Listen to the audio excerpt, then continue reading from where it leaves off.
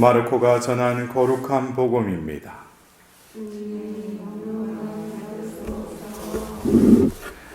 그때 예수님의 이름이 널리 알려져 마침내 헤로데 임금도 소문을 듣게 되었다. 사람들은 세례자 요한이 죽은 이들 가운데에서 되살아난 것이다. 그러니 그에게서 그런 기적의 힘이 일어나지 하고 말하였다. 그러나 어떤 이들은 그는 엘리야다 하는가 하며 또 어떤 이들은 옛 예언자들과 같은 예언자다 하였다. 헤로데는 이러한 소문을 듣고 내가 목을 벤 그 요한이 되살아났구나 하고 말하였다. 이 헤로데는 사람을 보내어 요한을 붙잡아 감옥에 묶어둔 일이 있었다. 그의 동생 필리포스의 아내 헤로디아 때문이었는데 헤로데가 이 여자와 혼인하였던 것이다. 그래서 요한은 헤로데에게 동생의 아내를 차지하는 것은 옳지 않습니다 하고 여러 차례 말하였다. 헤로디아는 요한에게 앙심을 품고 그를 죽이려고 하였으나 뜻을 이루지 못하였다. 헤로데가 요한을 의롭고 거룩한 사람으로 알고 그를 두려워하며 보호해 주었을 뿐만 아니라 그의 말을 들을 때에 몹시 당황해 하면서도 기꺼이 듣곤 하였기 때문이다. 그런데 좋은 기회가 왔다. 헤로데가 자기 생일에 고관들과 무관들과 갈릴레아의 유지들을 청하여 잔치를 베풀었다. 그 자리에 헤로디아의 딸이 들어가 춤을 추어 헤로데와 그의 손님들을 즐겁게 하였다. 그래서 임금은 그 소녀에게 무엇이든 원하는 것을 나에게 청하여라. 너에게 주겠다 하고 말할 뿐만 아니라 내가 청하는 것은 무엇이든 내 왕국의 절반이라도 너에게 주겠다 하고 굳게 맹세까지 하였다. 소녀가 나가서 자기 어머니에게 무엇을 청할까요? 하자 그 여자는 세례자 요한의 머리를 요구하여라 하고 일렀다. 소녀는 곧 서둘러 임금에게 가서 당장 세례자 요한의 머리를 쟁반에 담아 저에게 주시기를 바랍니다 하고 청하였다. 임금은 몹시 괴로웠지만 맹세까지 하였고 또 손님들 앞이라 그의 청을 물리치고 싶지 않았다. 그래서 임금은 곧 경비병을 보내며 요한의 머리를 가져오라고 명령하였다. 경비병이 물러가 감옥에서 요한의 목을 베어 머리를 쟁반에 담아다가 소녀에게 주자 소녀는 그것을 자기 어머니에게 주었다. 그 뒤에 요한의 제자들이 소문을 듣고 와서 그의 죽음을 거두어 무덤에 모셨다. 주님의 말씀입니다. 그리스도님 찬양합니다.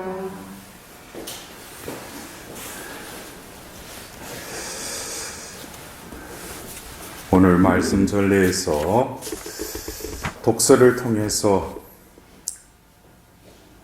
집회서의 그 말씀에서 우리는 다윗에 대한 어떻게 보면 평가라고 할 수 있죠. 우리가 살면서 어떤 사람을 살아서 그 사람을 평가하는 것보다도 그 사람이 이 세상에서 없어졌을 때 평가가 더 객관적일 수가 있죠. 왜냐? 살아있을 때는 눈치를 봐야 되니까.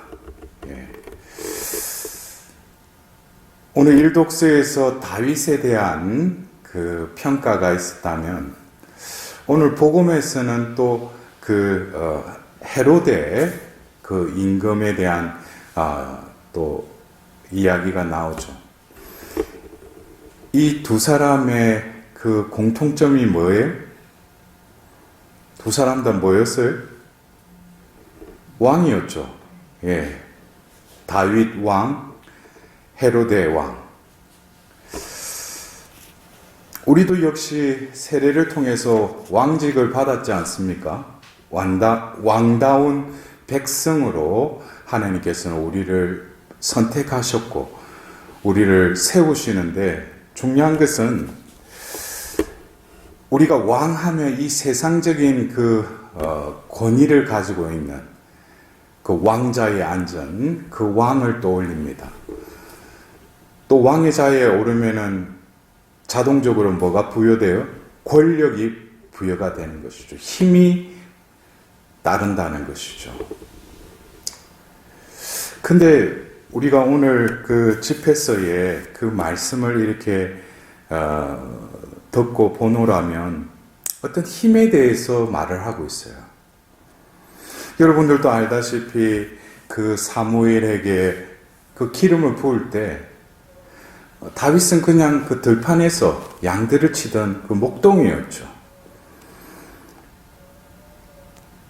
그러던 그를 기름을 붓고 결국 그 형들에게 그 양식을 갖다 주라는 그 심부름의 그 전장으로 갔다가 그 소년 다윗이 골리앗을 무너뜨리지 않습니까? 여기서 보면은 그가 지극히 높으신 주님께 호소하여 주님께서 그의 오른팔에 힘을 주셨던 것이다. 그래서 우리가 볼 때는 다윗이, 그 소년 다윗이 그냥 돌팔매질로 그냥 한 방에 그냥 골리앗을 쳐 이겼는데, 그 골리앗을 그렇게 쳐 이기게 하신 그 힘의 근원은 어디로부터 왔다는 거예요? 하나님으로 왔다는 거예요. 그의 오른팔에 힘을 주셨던 것이다. 결국 수천은 사울에게, 수많은 또 다윗에게 돌리는 바람에 결국 사울의 시기로 또 그 역경의 시간을 또 겪는데, 그러나 그 다윗은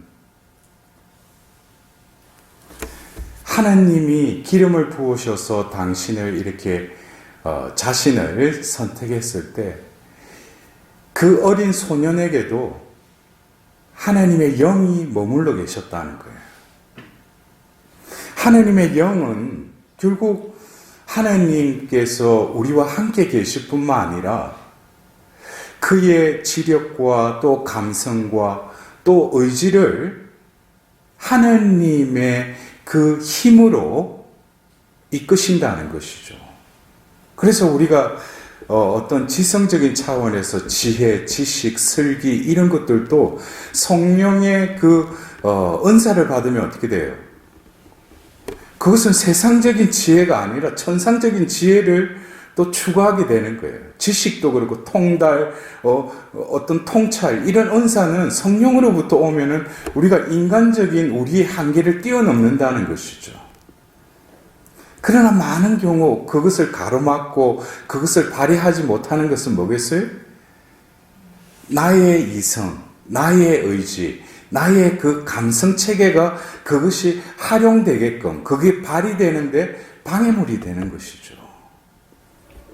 그러나 이 다윗에게 있어서는 하나님께서 그냥 다윗을 선택하셨다라는 것보다도 이 다윗은 함께 하시는 하나님의 그 현존에 무엇보다도 순응했던 영혼이었다는 것이죠. 여러분들 한번 생각해 보십시오. 골리앗, 그 거인이 골리앗 앞으로 나아갈 때 두려움이 없었겠어요? 두려움이 있었죠. 그러나 하나님께 대한 그 믿음, 그러자 하나님께서 그의 오른팔에 힘을 주셔서 그 돌 하나에 그 엄청난 거구의 그 거인을 쓰러뜨려 버리시는 거예요. 그리고 오늘 우리가 이 집회서의 그 말씀 가운데서도 다윗의 또 특징 중에 하나가 뭡니까? 그는 하나님께 찬미의 노래를 불렀다는 거예요. 이것은 우리가 보통 이 노래나 이런 것은 뭡니까? 시편의 이런 부분들은 감성적인 차원과 연결되어 있죠. 그의 감성의 풍요로움, 그 풍성함은 어떻게 보면 자신의 인격의 한 구성 요소였지만은 하나님의 그 힘, 하나님의 그 능력이 그의 감성을 또 지배하셔서 어떠한 상황 속에서도 하나님을 찬미하도록 그 영혼을 드러높이셨다는 거예요. 오늘 이 집회서에는 나오지 않지만은 제가 이 다윗이라는 인물을 바라보면서 어떤 때는 섬뜩한 마음이 들 때가 있었어요. 왜냐하면은 그냥 외적으로 보면 어떻게 저렇게 인간이 냉철할 수 있을까? 제가 조금 전에 말씀드렸듯이 사울로부터 죽을 그 위험 속에서 거의 10년이 가까운 그 세월 동안에 다윗이 그 사울을 죽일 수 있는 기회가 있었잖아요. 근데도 그 순간에도 그 의지를 제어합니다. 근데 그 제어는 자신의 의지가 아니라 다윗이 뭐라고 해요? 사울도 하나님이 기름 부은 자라는 거예요.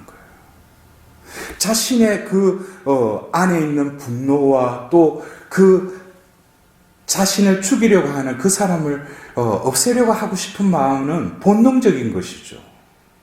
그러나 그 가운데서도 의지를 제어한 것은 하나님께서 그를 또 통치하고 계셨다는 것이죠.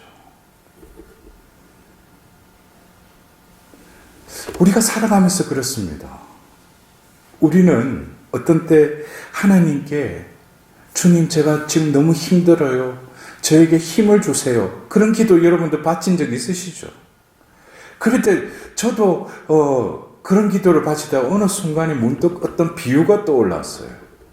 여러분들 우리가 차를 보면은 차가 그 신차가 나올 때 이미 그 차에는 뭐가 결정되어 있어요. 그 차가 굴러가기 위해서는 이 차가 휘발유를 넣어야 되는지 경유를 넣어야 되는지 이미 정해져 있지 않습니까? 근데 휘발유로 달리는 차에게 경유를 넣으면 어떻게 돼요? 얼마 가져가 못해서 그냥 차가 고장이 나요. 그런 비유가 떠오르면서 내가 주님 제가 지금 힘든데 지금 이런 상황 속에서 내가 어떻게 할 수 없는데 저에게 힘을 주세요. 어떻게 보면은 단어로 보면 똑같은 힘이에요. 근데 내가 지금 힘들어하는 내가 소모하고 내가 이거를 이겨내기 위한 그 힘과 이사야 예언서에 하나님은 힘이십니다 했던 그 힘과 성분이 똑같아요? 성분이 틀리죠. 어떻게 보면 휘발유와 경유가 섞이면은 같은 기름인 것 같아도 그 차가 고장이 나듯이 우리의 존재도 우리가 육을 지니고 있기 때문에 우리가 음식을 먹고 여러 가지 것을 통해서 에너지를 발산해요. 그러나 이 다윗에게 주신 이 힘은 어떤 육신의 힘이 아니라 하나님으로부터는 영적인 힘이라는 것이죠. 그래서 제가 그때 그것을 깨닫고 나서 내 힘에다가 하나님의 힘을 보태어 달라고 하면은 이것은 뭡니까? 이것도 아니고 저것도 아니라는 것이죠. 그러면서 저에게 어떤 지혜가 생겼어요. 하나님의 힘이 나에게 충만하려면은 내 힘을 온전히 버려야 돼요. 하나님 앞에서 내가 무기력함을 온전히 인정할 때 하나님의 힘이 나를 채워주신다는 거예요. 제가 문득 한 몇 년 전인데 그 북가주의 샌프란시스코의 성령대회에 강사로 간 적이 있어요. 근데 제가 그때 LA에서 또 피정을 하고 샌프란시스코로 가서 이제 그 성령대회를 준비하는데 그 남가주와 북가주 사이에 한 몇 도 차이가 그 기온의 차이가 있어요. 근데 제가 그때 남가주 날씨만 생각하고 얇은 옷만 가져가가지고 그 북가주 쪽으로 가서 그 미세한 온도 차이에 감기가 들어버린 거예요. 몸살까지 와버린 거예요. 시차 적응도 하지도 못한 상황 속에서 또 강행군을 하다 보니까. 근데 며칠 후에는 그 북가주 지역에 성령대회를 해야 되는데 제 몸이 완전히 탈전이 돼버렸어요. 그래서 그 우리 신자들이 한약, 양약 해가지고 제가, 왜냐면 강사가 저렇게 완전히 넉다운 돼버렸으니까. 근데 그 내일이 성령대회 하는 당일인데도 그 전날도 제가 일어나지 못했어요. 제대로 밥도 먹지 못했어요. 근데 이들이 보면은 나를 초대해서 태평양 건너서 여기까지 왔는데 저도 그런 거예요. 그래서 제가 그 전날 낑낑대면서 제가 하나님한테 하나님 저를 이렇게 하라고 저를 보내셨습니까? 근데 그 다음날 새벽에 눈을 뜨고 좀 몸을 추스리고 일어나려고 하는데 일어나졌어요. 그래서 샤워를 하고 이제 해서 그 성전으로 가서 이제 모인 신자들한테 이제 성령 대회를 하는데 제가 그 며칠 동안 그런 상태에서 거기서 그렇게 말이 나올 수가 없어요. 그 하루 종일 그 강의를 하고 또 그들 기도를 해주고 이러하는데 제가 그때 그 성령 대회를 끝나고 제가 제 마음속에 와닿았던 것이 고린도후서의 바오로 사도가 고백하였듯이 내가 약해졌을 때 오히려 강합니다 라는 말씀이 저에게 와닿았어요. 어쩌면 우리가 어떤 일을 할 때 내가 컨디션이 좋고 내가 힘을 잘 컨트롤해서 그 자리에 서면 제 실력을 발휘하는 것이 세상의 힘의 원리예요.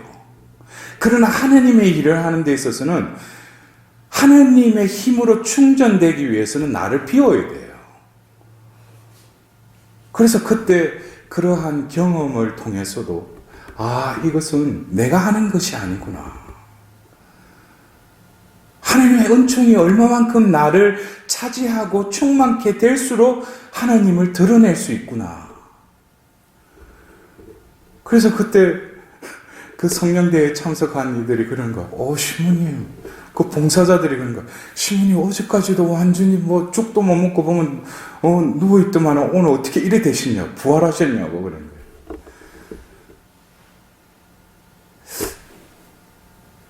근데 오늘 우리는 이 복음의 헤로데 그 왕을 보면서 오늘 문득 그 세례자 요한이 죽게 된 그 잔치가 벌어지는 그 상황 속에서 헤로데가 그 소녀에게 했던 그 말이 저에게 와닿았습니다. 무엇이든 원하는 것을 나에게 청하여라. 너에게 주겠다. 내가 청하는 무엇이든지 내 왕국의 절반이라도 너희들 주겠다. 여기서 이 말 속에 뭐가 들어가 있어요? 자신이 왕이라는 거예요. 자신의 권력이 있다는 것이죠. 거기에는 뭐가 있어요? 그 밑에 내가 힘이 있다는 거예요. 어떻게 보면 오늘 일독서의 그 다윗 왕, 또 오늘 복음의 헤로데 왕, 그리고 나도 왕으로서의 왕직에 부르심을 받은 나 자신도 진정한 그리스도가 왕이심을 드러내는 왕의 백성으로서의 삶을 살아가는데 나도 이 두 왕을 바라보면서 어떤 길을 가고 있느냐 이거예요. 어떤 사람은 이 세상적인 것, 재물, 권력, 명예, 여러 가지 완장의 마음이 가 있고 성당 안에서도 그것으로 자신의 허세를 부리는 이들이 있어요. 그들은 아직까지 뭐예요? 왕이신 예수님을 아직 알아보지 못하는 거예요. 헤로데처럼. 우리의 왕이신 분은 십자가에 처참하게 돌아가신 그분이 우리의 왕이셔요. 약해질 대로 약해져서 자신의 목숨까지도 내어주시며 죽음까지 받아들이신 그분이 우리의 왕이시라는 거예요. 이 세상의 왕의 권력이 아니라 하나님의 그 권능을 드러내기 위해서는 우리 자신이 진정 다윗과 같이 하나님의 부르심을 받고 하나님의 그 힘이 나를 차지할 수 있도록 매 순간 하나님의 현존을 느끼면서 하나님 앞에, 하나님의 능력 앞에, 하나님의 권세 앞에 우리 자신을 온전히 부복하고 그분께 온전히 의탁드릴 수 있는 우리 영혼이 될 때 하나님께서는 당신의 힘으로 우리를 다시 이렇게 세우신다는 거예요. 그럴 때 오늘 우리의 하답송의 그 후렴처럼 내 구원의 하나님 찬미 받으소서. 하나님은 우리를 구원하십니다. 우리가 지치고 힘들 때도 온전히 하나님께 의탁하고 신뢰하는 영혼들에게는 하나님께서 힘을 불어넣어 주셔요.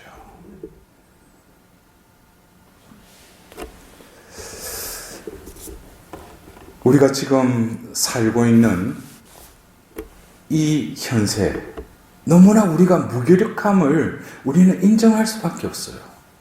왜?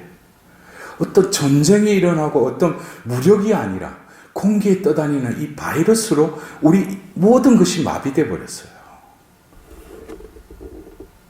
우리 인간이, 나라는 존재가 얼마나 무기력한 존재인지를 우리가 깨달아야 돼요. 그래서 어떻게 보면은 지금이 바로 자비의 때라는 거예요. 우리는 어떤 전쟁이 일어나고 무력이라는 어떤 그 상황 속에서는 하나님께 부르짖을지 모르지만 지금 우리의 나약함 속에서 하나님께 부르짖을 때라는 거예요. 주님, 저에게 자비를 베풀어 달라고.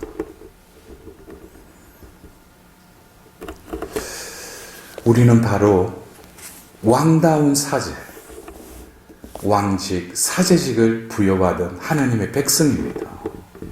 여러분도 오늘 말씀 전례를 통해서 하나님의 힘으로 충전되어서 늘 하나님을 증거하고 하나님을 드러냈던 다윗의 삶, 또 인간적인 그 권력에 눈이 멀은 한 왕의 그 허세를 부리는 그 삶, 여러분들은 어떤 삶을 선택하시겠습니까? 오늘 하루도 내가 사는 것이 아니라 그분의 힘으로 살아갈 수 있도록 온전히 우리 자신을 하나님께